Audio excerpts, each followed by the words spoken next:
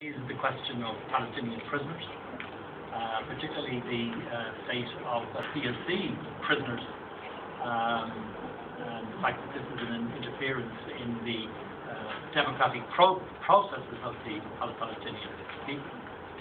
We are particularly concerned also at the ongoing humanitarian crisis in Gaza. Despite the change in the regime of the siege of Gaza, the statistics we were given by UNRWA demonstrate that something like 750,000 people in Gaza continue to depend for food aid from that organisation.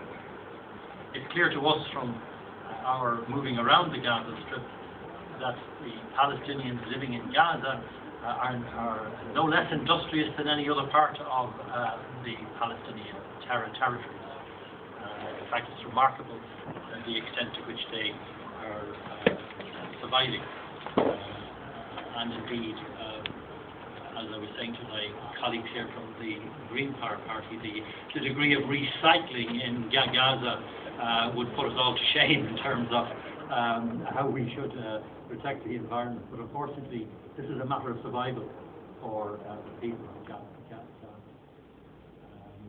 Our visit has been to meet with the political factions elected to the PLC without distinction.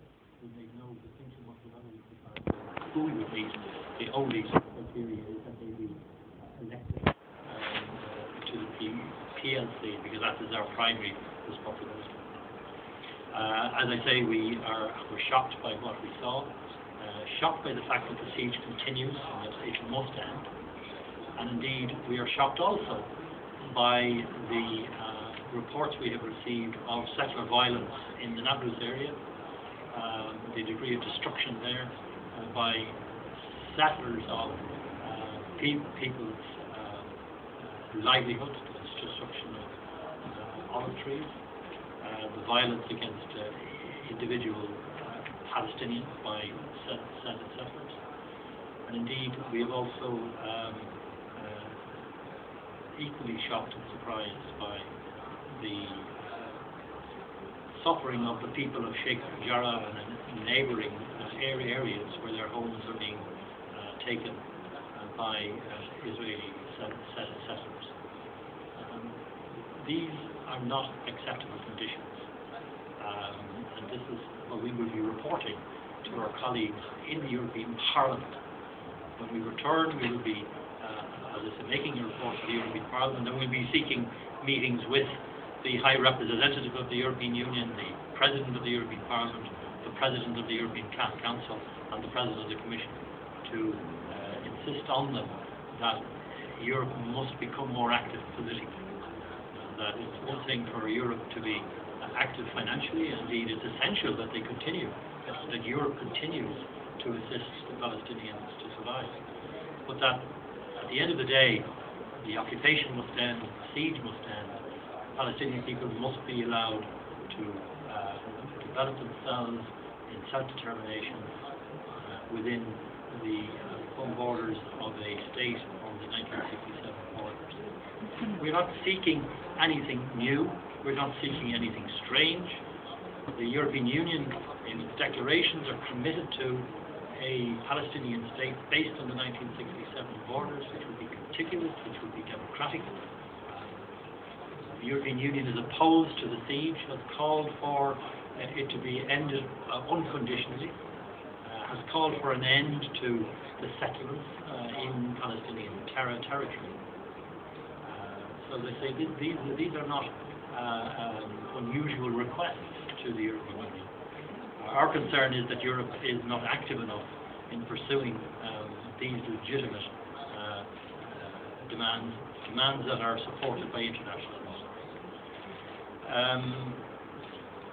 I am happy that we have maintained our relationship with the members of the PLC that were elected, and that we have also met today the Prime Minister Salam Fayyad, who continues to be a shining light of optimism in the situation, who is very clear thinking, who is not my mind anyhow, unrealistically optimistic. He recognises the problems, but we are assured that the state building process that he has undertaken with the support of the Palestinian Authority is an essential part of the process of state building for the Palestinian people. I should end my contribution here, unless there are any quick questions or if any of my colleagues wish to make further points. But I want to conclude by saying that the situation of the three members of the PLC that are currently in refuge in the Red Cross Centre is not acceptable. Israel has no right to deprive them of their citizenship of Jerusalem. Whatever one may think of the reasons for their imprisonment, the fact is they have concluded their prison sentence. And in any normal, democratic, law-bound society, once a person has finished their sentence, that's the end of the matter. They should not continue to be punished.